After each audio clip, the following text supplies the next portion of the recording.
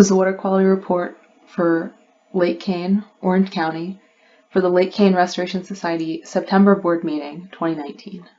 The first metric that we check out is trophic state index.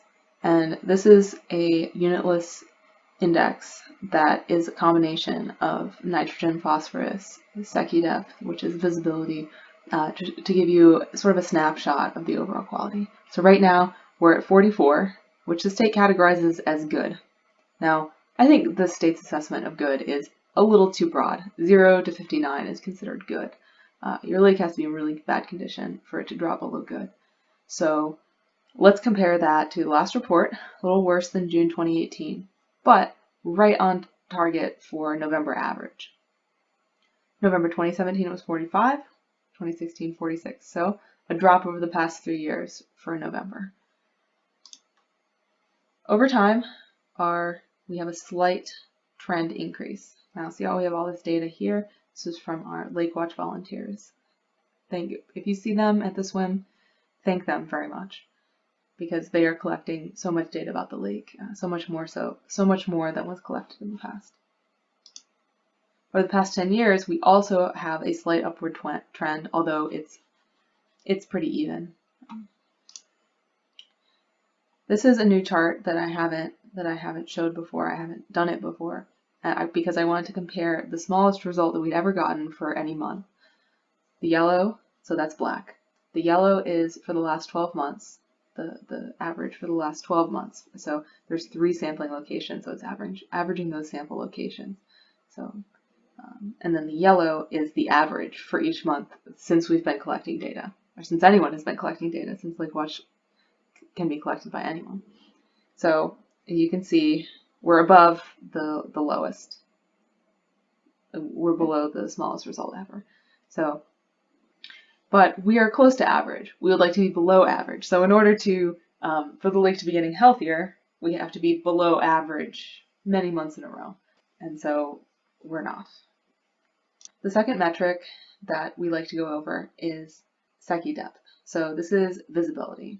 Basically, you drop a disc in the water and you say what depth is when you can't see it anymore. Our last report in June, we were flying pretty high based on compared to our historical data. We're at 8.5 feet, but as of November, we're at 5.8. Our November average is 6.5, so we are definitely below average in terms of visibility for November, way below the past 2 years.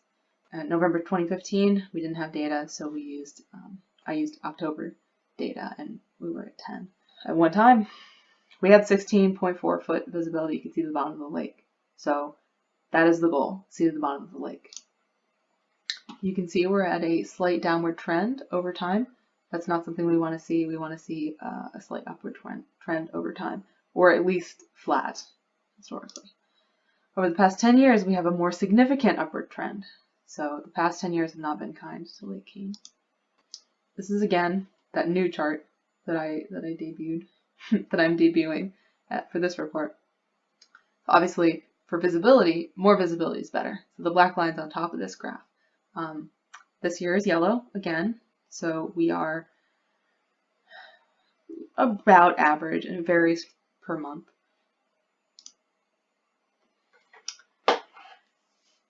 So here is the phosphorus level. So we talk about 2 nutrients that contribute to any water quality problems in lakes. Well, any nutrient water quality problems. Of course, you can have water quality problems with other sorts of pollutants, dioxins, bacteria, petroleum.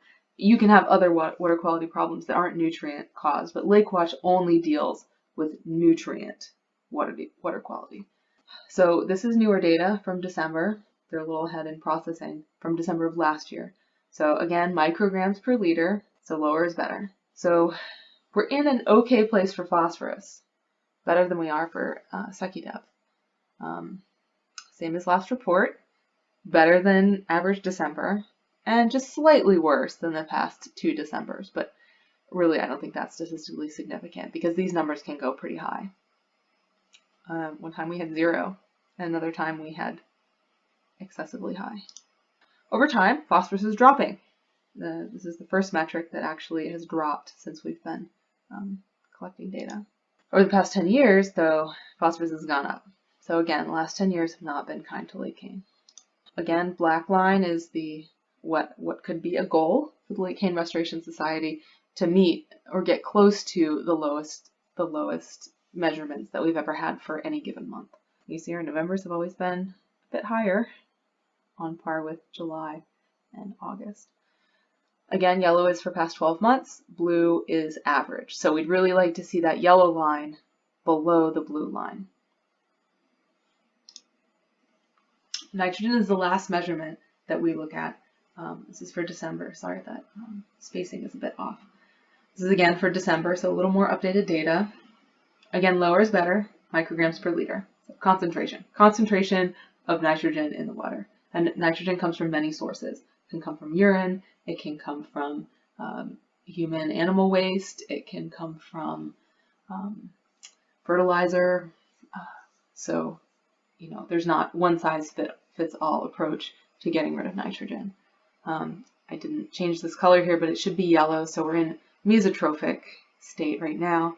Our last report, we were a little better, 360 versus 470 micrograms per liter.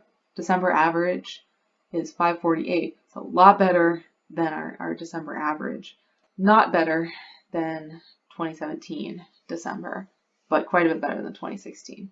So it's a little bit of a mixed bag for nitrogen. You can see that over time, our nitrogen has been slightly decreasing.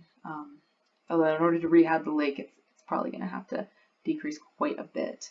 And nitrogen is one of the nutrients that can fluctuate widely. So, pulses of nitrogen are often quickly turned into algae blooms, and those algae blooms die and fall to the bottom of the lake and turn into muck, which then buffer nitrogen into the water.